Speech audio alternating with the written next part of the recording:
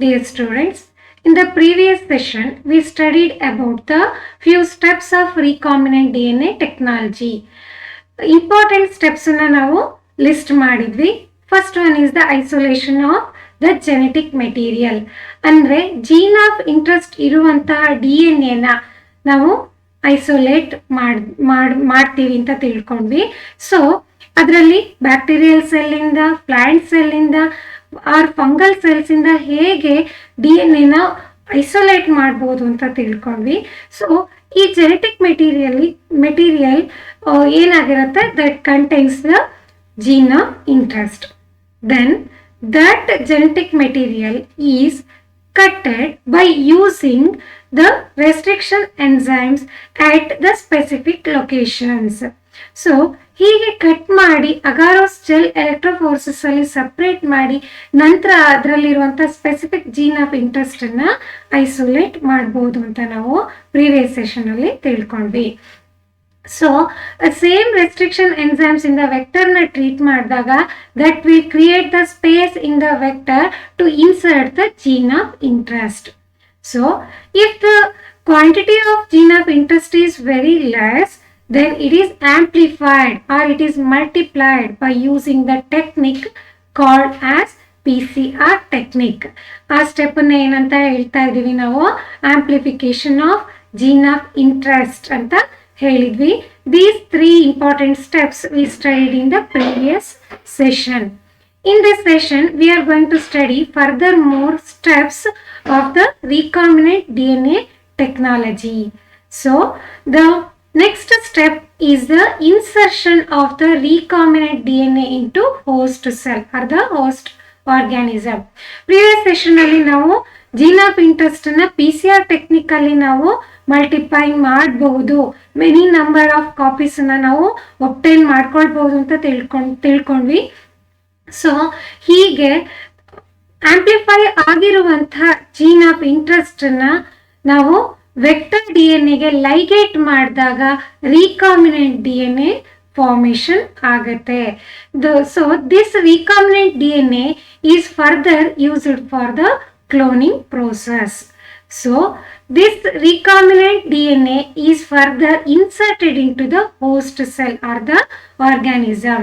So ನಾವು ಈಗಾಗಲೇ previous ಸೆಷನ್ಸ್ಗಳಲ್ಲಿ ನಾವು ಹೋಸ್ಟ್ ಆರ್ಗ್ಯಾನಿಸಮ್ಗೆ ಹೇಗೆ ರಿಕಾಂಬಿನೆಂಟ್ DNA ಇಂಟ್ರೊಡ್ಯೂಸ್ ಮಾಡ್ಬೋದು ಅಂತ ಕೆಲವೊಂದು ಮೆಥಡ್ಗಳನ್ನು ಸ್ಟಡಿ ಮಾಡಿದ್ದೀವಿ.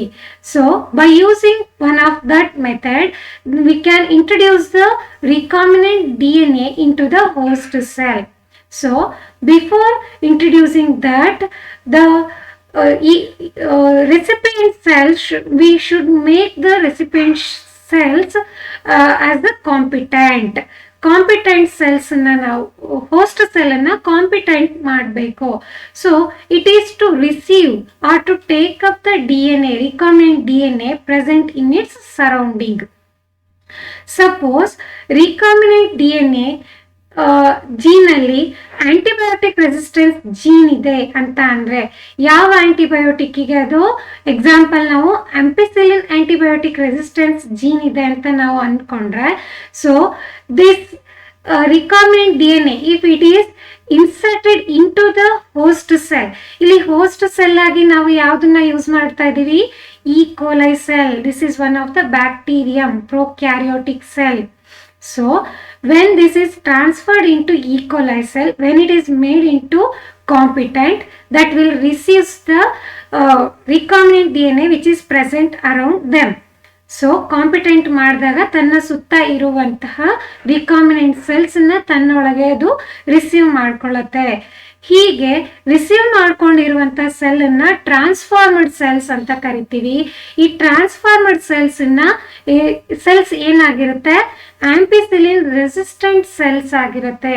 Because recombinant DNA antibiotic resistance gene ಇರುತ್ತೆ, ಹಾಗಾಗಿ ಅದು ಆಂಪಿಸಿಲಿನ್ ಆಂಟಿಬಯೋಟಿಕ್ಗೆ ರೆಸಿಸ್ಟೆಂಟ್ ಆಗಿರುತ್ತೆ. So on the other hand ಯಾವ ಈಕೋಲೈ ಸೆಲ್ಸು ರಿಸೀವ್ ಮಾಡ್ಕೊಂಡಿರಲ್ವೋ, ರಿಕಾಂಬಿನೆಂಟ್ DNA ರಿಸೀವ್ ಮಾಡ್ಕೊಂಡಿರಲ್ವೋ ಅಂತ ಸೆಲ್ಸನ್ನ non transformed cells or the untransformed cells ಅಂತ ಕರಿತೀವಿ. ಸೊ ಯಾವಾಗ ಟ್ರಾನ್ಸ್ಫಾರ್ಮರ್ ಸೆಲ್ಸ್ ನ media agar nutrient agar medium plate ಅಲ್ಲಿ ಗ್ರೋ ಮಾಡಿದಾಗ, ಸೊ ಅಲ್ಲಿಗೆ ಟ್ರಾನ್ಸ್ಫರ್ ಮಾಡಿದಾಗ ಟ್ರಾನ್ಸ್ಫಾರ್ಮರ್ ಸೆಲ್ಸ್ ಗ್ರೋ ಆಗುತ್ತೋ, ಮೀಡಿಯಾದಲ್ಲಿ ಆಂಪಿಸಿಲಿನ್ ಆಂಟಿಬಯೋಟಿಕ್ ಇದ್ರೂ ಗ್ರೋ ಆಗುತ್ತೋ ಅಂತ ಸೆಲ್ನ ಟ್ರಾನ್ಸ್ಫಾರ್ಮರ್ ಸೆಲ್ಸ್ ಅಂತ ನಾವು ಐಡೆಂಟಿಫೈ ಮಾಡ್ತೀವಿ. And this transformer cells only grow in the agar medium containing the antibiotic ampicillin. And the non-transformants will not grow in the medium containing the antibiotic ampicillin. Ampicillin ಇರುವಂತಹ nutrient agar medium ಅಲ್ಲಿ non transformant cells grow ಆಗೋದಿಲ್ಲ, but they will die. Grow ಆಗೋದಿಲ್ಲ, they will die because they do not have the antibiotic resistance gene, so they will die. So ಹೀಗೆ ಈ ರೀತಿಯಾಗಿ screening ಮಾಡೋದ್ರ ಮೂಲಕ transformants non transformants ನಾವು identify ಮಾಡ್ಬೋದು. So transformants isolate ಮಾಡಿ ಫರ್ದರ್ ಫಾರಿನ್ ಜೀನ್ ಪ್ರಾಡಕ್ಟ್ ನ ಒಬ್ಟೈನ್ ಮಾಡ್ಕೊಳ್ಳಿಕ್ಕೋಸ್ಕರ ಯೂಸ್ ಮಾಡ್ಬೋದು. ಲ್ಯಾಬೊರೇಟರಿ ಕಂಡೀಷನ್ ಅಲ್ಲಿ ಈ ಟ್ರಾನ್ಸ್ಫಾರ್ಮರ್ ಸೆಲ್ಸ್ ನ ಗ್ರೋ ಮಾಡಿದಾಗ very less biomass will be producer. To obtain the larger biomass we can use the bioreactors. Continuous culture medium ನ use ಮಾಡಿ bioreactor ಗಳಲ್ಲಿ ಲಾರ್ಜರ್ ಸ್ಕೇಲ್ ಬಯೋಮಾಸ್ ನ ಲಾರ್ಜರ್ ಸ್ಕೇಲ್ ಬಯೋ ಪ್ರಾಡಕ್ಟ್ ನ obtain ಮಾಡ್ಕೊಳ್ಳೋದಕ್ಕೆ ನಾವು ಬಯೋರಿಯಾಕ್ಟರ್ಸ್ ನ ಯೂಸ್ ಮಾಡ್ತೀವಿ. ಸೊ ಬಯೋರಿಯಾಕ್ಟರ್ಸ್ ಅಂದ್ರೆ ಏನು ಅಂತ ಫಸ್ಟ್ ತಿಳ್ಕೊಳ್ಳೋಣ. So these bioreactors are the large sized vessels. Bioreactors ಅಂದ್ರೆ ಏನು? These are large sized vessels made up of stainless steel. These are vessels are the containers and in which the raw materials are biologically converted into specific product such as enzymes or the proteins like that. So ಈ vessels ಗಳನ್ನ ಏನಂತ ಕರಿತೀವಿ? Bioreactors ಅಂತ ಹೇಳಿ ಕರಿತೀವಿ. Bioreactors are the large sized vessels are the containers. They are made up of stainless steel in which the raw materials are biologically converted into specific product. ಯಾವ vessels ಅಲ್ಲಿ ಅಥವಾ ಲಾರ್ಜ್ ಕಂಟೈನರ್ಸ್ ಅಲ್ಲಿ raw material biologically product ಆಗಿ specific product ಆಗಿ convert ಆಗುತ್ತೋ ಅಂತ vessels ಗಳನ್ನ ಬಯೋರಿಯಾಕ್ಟರ್ಸ್ ಅಂತ ಹೇಳಿ ಕರಿತೀವಿ. ಸೊ ಬಯೋರಿಯಾಕ್ಟರ್ ಅಲ್ಲಿ ನಾವು ಸ್ಪೆಸಿಫಿಕ್ ಪ್ರಾಡಕ್ಟ್ ಅನ್ನ ಒಬ್ಟೈನ್ ಮಾಡ್ಕೊಳ್ಬೇಕು ಅಂತ ಅಂದ್ರೆ ನಾವು ಇನ್ಸರ್ಟ್ ಮಾಡಿರುವಂತಹ ಸ್ಪೆಸಿಫಿಕ್ ಫಾರಿನ್ ಜೀನ್ ಎಕ್ಸ್ಪ್ರೆಸ್ ಆಗ್ಬೇಕು ಟ್ರಾನ್ಸ್ಫಾರ್ಮೆಂಟ್ ಅಲ್ಲಿ ಅಥವಾ ಟ್ರಾನ್ಸ್ಫಾರ್ಮರ್ಡ್ ಸೆಲ್ ಅಲ್ಲಿ ಅಂತ ಅಂದ್ರೆ we should provide the optimum conditions. Optimum conditions ಅಂತ ಅಂದ್ರೆ ಫೇವರಬಲ್ ಕಂಡೀಷನ್ಸ್ ಅಂದ್ರೆ ಪ್ರಾಪರ್ ನ್ಯೂಟ್ರಿಯೆಂಟ್ ಮೀಡಿಯಂ ಬೇಕು, ಆಪ್ಟಿಮಮ್ ಟೆಂಪರೇಚರ್ ಬೇಕು, ಹಾಗೆ ಆಪ್ಟಿಮಮ್ pH ಬೇಕು, and then substrate also required. So when we provide these optimum conditions, then the desired product will be obtained in the desired quantity in these bioreactors. So in this chapter we are going to study two types of bioreactors. One is the stirred tank bioreactor. This is simple stirred tank bioreactor, and another one is the sparged stirred tank bioreactor. So this is simple stirred tank bioreactor which is made up of stainless steel. The base is curved. Base ಯಾಕಾಗಿ curve ಆಗಿರುತ್ತೆ? This curve that will facilitate the proper mixing of the reactor contents. ಇಲ್ಲಿ ಯಾವ raw material ಬಯೋಸ್ product ಆಗಿ convert ಆಗ್ಬೇಕಾಗಿದೆ ಅಲ್ಲಿರುವಂತಹ ರಿಯಾಕ್ಟರ್ಗಳು proper ಆಗಿ ಮಿಕ್ಸ್ ಆಗಬೇಕು. ಸೊ ಈ ಮಿಕ್ಸಿಂಗ್ ಅನ್ನ ಫೆಸಿಲಿಟೇಟ್ ಮಾಡ್ಲಿಕ್ಕೋಸ್ಕರ ಕರ್ವ್ಡ್ ಬೇಸ್ ನ ಇಲ್ಲಿ ಪ್ರೊವೈಡ್ ಮಾಡಲಾಗಿರುತ್ತೆ. So then at the top of the bioreactor it is provided with the motor is fixed with the shaft ಅಲ್ಲಿ ಬ್ಲೇಡ್ಸ್ ಅನ್ನ ಪ್ರೊವೈಡ್ ಮಾಡಲಾಗಿರುತ್ತೆ. So this motor is to move the shaft ಅನ್ನ move ಮಾಡಿದಾಗ stirring process ಆಗತ್ತೆ. So this stirring process is required for the proper mixing of the nutrient medium. Nutrient medium ನ ಎಷ್ಟು ಪ್ರಮಾಣದಲ್ಲಿ ತಗೊಂಡಿರ್ಬೇಕು? That should be 3/4 of the container. Do not fill the complete the bioreactor. Bioreactor ಅಲ್ಲಿ 3/4 ಆಗುವಷ್ಟು nutrient medium ಅನ್ನ ತಗೊಂಡಿರುತ್ತೆ. So ಅಲ್ಲಿ proper mixture clean ಆಗಿ mix ಆಗಬೇಕು ಅಂತ ಅಂದ್ರೆ ಈ ಸ್ಟಿರರ್ ಅನ್ನ ಇಲ್ಲಿ ಪ್ರೊವೈಡ್ ಮಾಡಲಾಗಿರುತ್ತೆ. Stirrer is nothing but the shaft provided with the blades. Here ನೀವಿಲ್ಲಿ ವೇರಿಯಸ್ ಲೆವೆಲ್ಸ್ ಅಲ್ಲಿ ಬ್ಲೇಡ್ಗಳನ್ನ ಅಬ್ಸರ್ವ್ ಮಾಡ್ತಾ ಇದ್ದೀರಾ ಈ ಶಾಫ್ಟ್ ಅಲ್ಲಿ. ಈ ಫಸ್ಟ್ 3 ಏನಿದೆ ಲೋವರ್ ಸೈಡ್ ಅಲ್ಲಿ, these 3 meant for the proper mixing of the nutrient medium and the all the reactants in this system, and the upper one which is provided to break the foam which is formed by the process. ಇಲ್ಲಿ ಆಗ್ತಾ ಇರುವಂತಹ process ಇಂದ provide ಆಗಿರುವಂತಹ formation ಆಗಿರುವಂತಹ foam break ಮಾಡ್ಲಿಕ್ಕೋಸ್ಕರ ಈ blades ಅನ್ನ provide ಮಾಡಲಾಗಿರುತ್ತೆ. ಈ lower side ಅಲ್ಲಿ ಇರುವಂತಹ ಬ್ಲೇಡ್ಸ್ ಪ್ರಾಪರ್ ಮಿಕ್ಸಿಂಗ್ ಅನ್ನ ಮಾಡತ್ತೆ, ಹಾಗೇನೆ ಅಪ್ಪರ್ ಸೈಡ್ ಅಲ್ಲಿ ಇರುವಂತಹ ಬ್ಲೇಡ್ ಫೋಮ್ ಅನ್ನ ಬ್ರೇಕ್ ಮಾಡ್ತಾ ಇದೆ.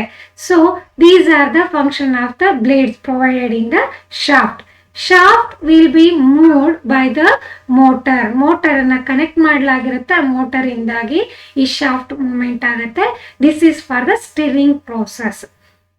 Then one of the inlet is provided for the entry of the sterile air, for the introduction of the sterile air, and then acid base will be maintained by adding the weak acid or weak base when they are required. So this is called as pH probe. And then for the sterilization process, steam will be provided. For this, one of the inlet is there, and finally there is an outlet at the base. This is to remove or extract the product which is formed inside this bioreactor. Along with the product, the nutrient medium is there and some of the other content also present, and through this outlet all this will be extracted and further it will be purified. Further idana purify ಮಾಡಲಾಗುತ್ತೆ. After withdrawing the content of the bioreactor, then finally it is taken to the purification process. ಹೀಗೆ bioreactor ಅಲ್ಲಿ large scale product ಅನ್ನ produce ಮಾಡಲಿಕ್ಕೆ, large scale biomass ಅನ್ನ produce ಮಾಡಲಿಕ್ಕೆ use ಮಾಡ್ತೀವಿ. So here motor is fixed to move for the movement of the shaft. Shaft is provided with the blade. Blades are meant for the lower 3 blades are meant for the proper mixing of the culture broth, and then the above provided blade is to break the foam, and acid pH probe is there to add the acid or base to maintain the pH of the culture broth, and inoculum is also added. Inoculum anta andre sample of the organism. Transformed cells na small quantities alli add ಮಾಡಲಾಗುತ್ತೆ. So they will, in the optimum conditions which is provided in the bioreactor, they will multiply and produce the product. In this optimal condition, the foreign gene or the desired gene which is inserted into the host cell, which will be expressed, and the raw material which are present in this bioreactor are biologically converted into product. This is about the stirred tank bioreactor. So then we are studying the sparged stirred tank bioreactor. So little bit difference is there. So here there is sparger is provided to introduce the air bubbles. So when the oxygen is introduced into the nutrient medium or the culture broth when it is in the bioreactor, so here that will create the bubble. This air bubble enhances the surface ಏರಿಯಾನ enhance ಮಾಡುತ್ತೆ. So larger biomass ಇಲ್ಲಿ produce ಆಗುತ್ತೆ. This is one of the advantage over the simple stirrer tank bioreactor. And this is about the sparge stirred tank bioreactor, and everything is same as in the case of stirred tank bioreactor, but along with the shaft here a sparger is provided to enter the air bubble to introduce the oxygen into the bioreactor ಗೆ oxygen introduce ಮಾಡ್ಲಿಕ್ಕೋಸ್ಕರ ಇಲ್ಲಿ ಸ್ಪಾರ್ಜರ್ ನ provide ಮಾಡಲಾಗುತ್ತೆ. So ಈ oxygen introduce ಆದಾಗ air bubbles ಏನ್ formation ಆಗಿರುತ್ತೆ, ಅದರ ಸುತ್ತ ಸರ್ಫೇಸ್ ಏರಿಯಾ ಇನ್ಕ್ರೀಸ್ ಆಗುತ್ತೆ. ಸೊ ಹಾಗಾಗಿ the organism activity surface area as it increases the biome product also increases. The biomass also, the quantity of the biomass also increases. This is about the bioreactor. So ಹೀಗೆ biologically convert raw material product ಆಗಿ convert ಆದ ನಂತರ periodically ಇದನ್ನ outlet ನ ಮೂಲಕ withdraw ಮಾಡಲಾಗತ್ತೆ. ಈ withdraw ಮಾಡಿರುವಂತಹ product ಅನ್ನ ಫರ್ದರ್ ಪ್ರಾಡಕ್ಟ್ ಅನ್ನ ಬೇರೆ ಎಲ್ಲ ಕಂಟೆಂಟ್ ಇಂದ ಸೆಪ್ರೇಟ್ ಮಾಡಲಾಗತ್ತೆ ಅಂಡ್ ದೆನ್ ಅದನ್ನ ಪ್ಯೂರಿಫೈ ಮಾಡಲಾಗತ್ತೆ. ಈ ಎಲ್ಲ ಪ್ರೋಸೆಸ್ನ ಕಲೆಕ್ಟಿವ್ ಆಗಿ ಏನಂತ ಕರಿತೀವಿ, ಡೌನ್ ಸ್ಟ್ರೀಮ್ ಪ್ರೋಸೆಸಿಂಗ್ ಅಂತ ಕರಿತೀವಿ. This is the last final step of the recombinant DNA technology.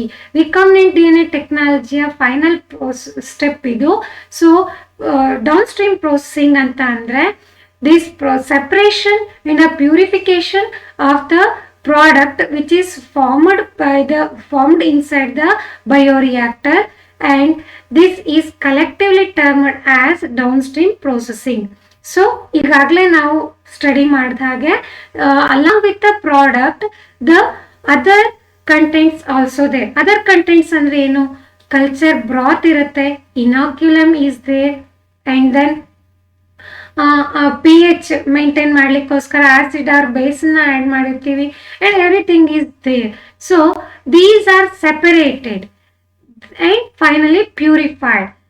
Purify ಮಾಡಿದ ನಂತರ ಇದನ್ನ ಏನ್ ಮಾಡ್ತೀವಿ, so this is added with a suitable preservative.